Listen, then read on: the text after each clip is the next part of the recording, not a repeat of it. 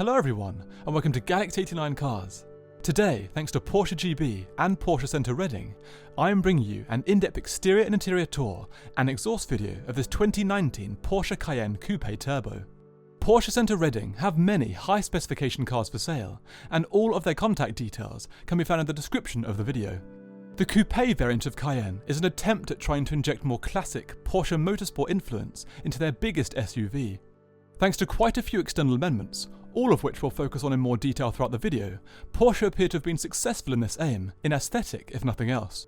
Despite the changes it has gone through, it's still a very usable SUV and can weigh depths of up to 530mm and attack breakover angles of up to 21 degrees.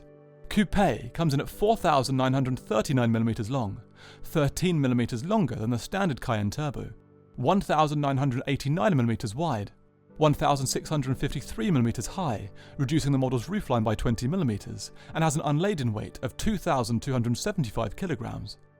Now moving to performance. Before we can view the engine, the bonnet first needs to be unlatched using the pull to the right of the driver's footwell. Then moving around to the front, a simple catch under the Porsche badge needs to be pushed to the left, and the bonnet can be lifted up and self-supported on two struts. The underside of the bonnet features this pattern for strength, lightness, and to facilitate the movement of air. Cayenne Coupe Turbo is powered by a front mid-mounted twin turbocharged 4-litre V8 that produces 550 brake horsepower and 770 Nm of torque. This output produces a 0 to 62 mph or 100 km/h time of 3.9 seconds and a top speed of 177 mph. Once finished in the engine bay, the bonnet can be brought down and easily fixed below. Now moving to Coupe's wheels. As this car comes with the optional lightweight sports package, it is fitted with these front and rear 22-inch GT design wheels in satin platinum. These reduce 17 kg in total on the non-forged equivalents. Braking is provided here by the optional carbon ceramic discs, 440mm at the front and 410mm at the rear. The car's stability is provided by aluminium multi-link front and rear axles with adaptive air suspension. The car's standard all-wheel drive system comes with the optional rear-wheel steering in this car that reduces the turning circle at low speeds and increases stability at high speeds. The car also comes with the optional torque vectoring plus systems that can independently control torque to the rear wheels, which also results in sharper turning. Now we've finished the model overview, we can start the exterior in-depth tour from front to back. This car has the optional lightweight sports package, as previously mentioned, which can reduce the car's overall weight by as much as 22 kg. This pack also includes the Sport Design Pack that enhances the exterior aesthetic of the car, such as this central air intake. These lateral intakes are standard and may assist with brake cooling. Moving up, the central grille with its horizontal and vertical slats is unchanged. Centrally, we find the front cameras for the optional surround view park assist system. On either side of this, the upper lateral intakes get one extra strut, but the dual LED daytime running light strips are standard. The vents behind these grilles open and close at varying degrees to alter aerodynamics. Moving up, this car comes with the optional adaptive LED, 84-pixel matrix beams and iconic 4-point LED daytime running lights. As a homage to much older Porsche cars, and just as in other current models such as 992, the bonnet features two far more angular lines either side of the badge. Moving back, we find a large windscreen with two wipers below and another camera for the surround view system above. The lightweight pack also adds this contoured carbon roof that lowers the car's weight by around 21 kg and centre of gravity. We can now focus on Coupe's lateral aspect. At the bottom, these extended body colour side skirts are added thanks to the design pack. The electrically adjustable wing mirrors above are unchanged and still come with their central, full-length integrated LED indicator strips and cameras from the park assist system below. The featureless door handles that are below and back from these allude to the car's keyless entry and keyless go systems. Moving back and on the right side here is the fuel tank flap. It can be opened with a light depress thanks to its spring action. Coupe's fuel tank has a max capacity of 90 litres, with the car returning a combined MPG of 20.5. Moving back up, the roof spoiler is a standard feature and helps to increase stability at the rear at speed. Below and central is a slim LED brake light strip. Moving down from this, there's a slim, boot-lid spoiler that's also a standard feature, but adds a more sporty appeal to the car's aesthetic. This is fixed on an active rear spoiler that can be manually raised or raise automatically at 56 mph, further reducing lift at the rear. As with other models, the rear LED light complexes have been joined with a central Porsche badge. In this car, they've also been smoked. Moving down, we come to the reversing camera just above the reg plate. This rear bumper is from the optional Sport design pack and comes with a more defined central diffuser. Either side, there are larger surrounds around the optional valve-controlled sports exhaust, finished here in black. Let's hear how it sounds, first with the valves closed and then with them open.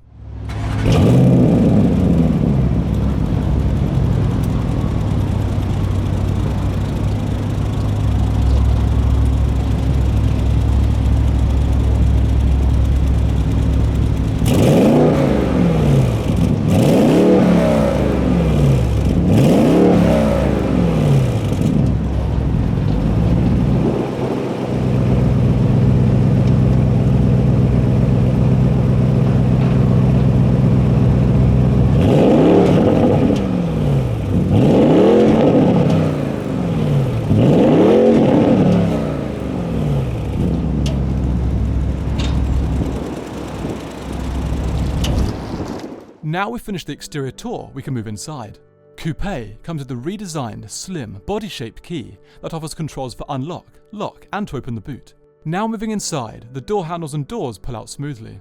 As this car comes with the lightweight sports package, we find black leather with classic checked fabric on the seats, Alcantara upholstery, and the carbon fibre interior pack.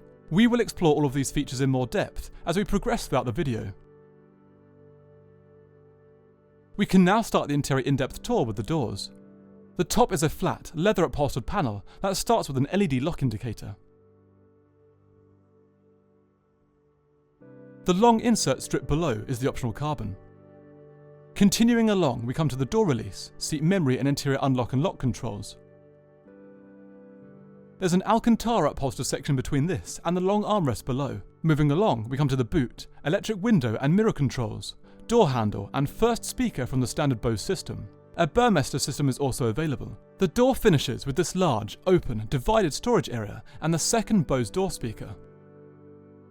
Now moving down to the left, with the air suspension, Coupe Turbo has a ground clearance of 190mm in normal. Despite this, ingress and egress was straightforward. Moving along the sill, we come to the standard aluminium and engraved kickplate. Carbon and illuminated versions are also available. Continuing along, we come to the bonnet release, starter, exterior light controls, and first manually adjustable air vent. The wheel to the left is heated, and upholstered in the optional Alcantara thanks to the lightweight sports pack. Alcantara starts at the top and runs down on either side, where we find controls to the left side of the instrument cluster, volume and mute, controls to the right side of the instrument cluster, to accept and end calls, and the drive mode selector below. As Coupe Turbo is keyless go, all that's needed to start the car is a twist of the starter to the right.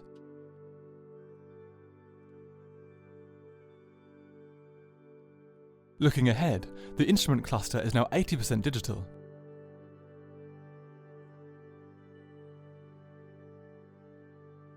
To the left, we find exterior temp and speedo and info for mileage, lane tracking assist, speed limiter and navigation. The right multi-display starts with the lap timer, then G-force meter, Porsche dynamic chassis control that enhances stability, wheel drive, tyre pressure, engine temp, oil pressure and battery capacity, and finally the trip.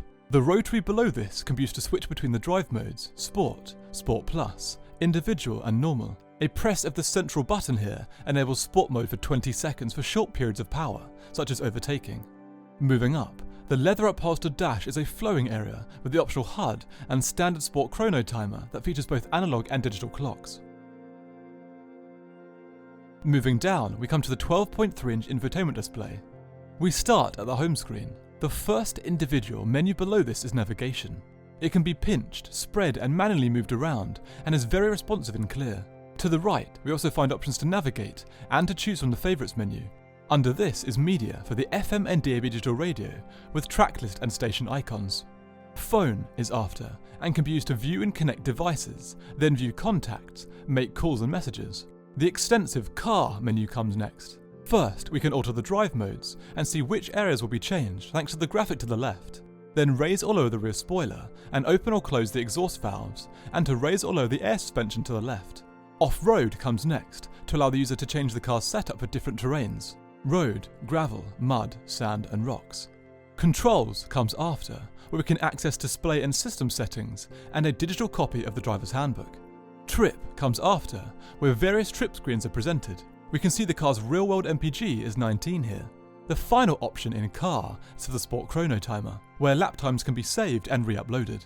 Climate comes after. Here air direction and fan speed can be adjusted, and the separate cabin zones can be synchronized.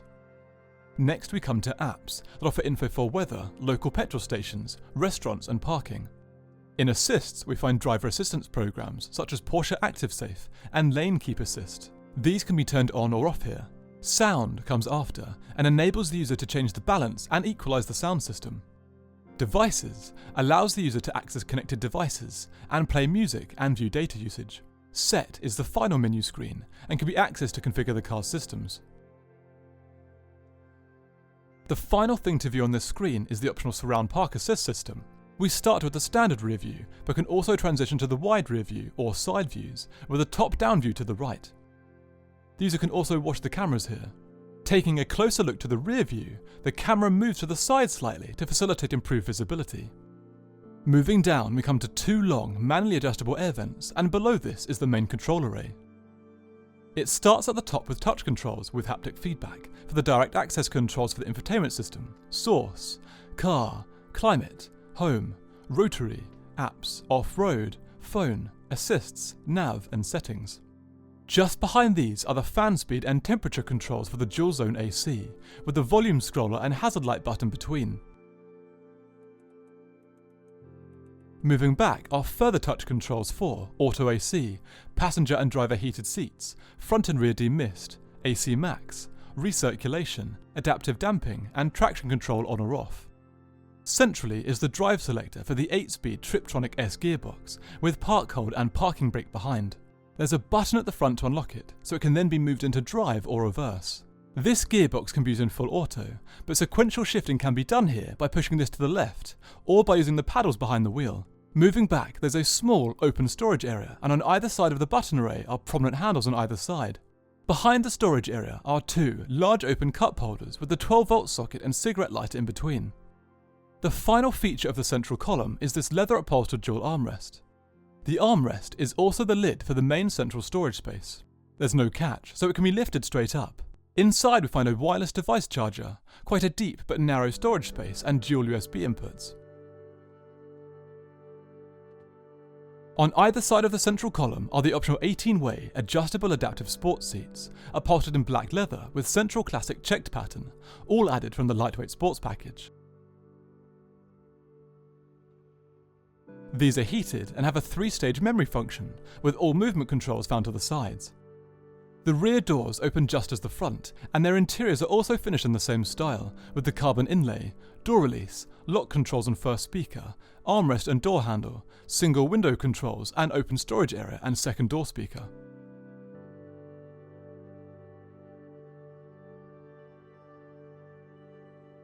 Now sitting in the rear, we can take a POV look around the interior. We start at the top of the driver's seat, where the optional rear entertainment screens will be mounted if selected. Moving down, we come to a storage wallet. Moving left, we arrive at the rear ventilation and connectivity. Continuing back, there's a central storage area and armrest with cup holders above.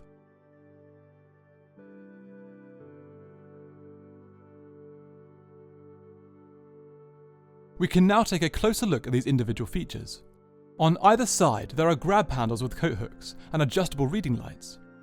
Moving centrally, the central column projects into the rear with two manually adjustable air vents. However, a full 4-zone climate system with a digital display can be spec'd. There are two open storage areas below this with two USB inputs. Continuing left, the standard rear seating option has been selected here, but there's also an option to have this as a central occasional seat. The armrest above can be pulled down with a bit of force. Once down, it reveals 3 beverage holders. The rear seat shape doesn't change when different front seat options are selected, but these do come in the black leather with central classic checked pattern and offer noticeable lateral support. Now we finish in the rear, we can view the car's remaining storage capacity. We can start with the glove compartment in the front. It can be easily opened by using the small catch on the front. It offers quite a large illuminated amount of capacity and comes with SD and SIM inserts above. Once finished here, we can move outside to view the boot. In addition to various buttons on and in the car, the boot lid can also be opened by using the key. The boot has a capacity of 598 litres, but this can be extended to 1,680 litres by laying the rear seats flat. Taking a closer look, there's an indented and netted area to the left with a speaker, seat catches ahead, second speaker to the right with buttons to enable accessible loading, and a small access panel below.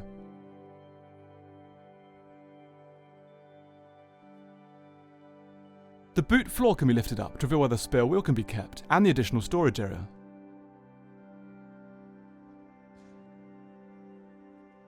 Once finished in the rear, the boot lid can be automatically closed using the button on the lid and secured with the soft close feature. Moving back inside briefly, we can focus on the car's final few features. On either side there are large sun visors with illuminated vanity mirrors. Moving centrally, we come to the final control array for SOS calls, the reversing camera, parking sensors and front reading lights. Finally, the auto-dimming rearview mirror is below. So that concludes my in-depth exterior and interior tour of this 2019 Porsche Cayenne Coupe Turbo. This video was made possible by Porsche GB and Porsche Centre Reading. All of their contact details are in the description of the video. Please subscribe for the latest content, and until next time, thanks for watching.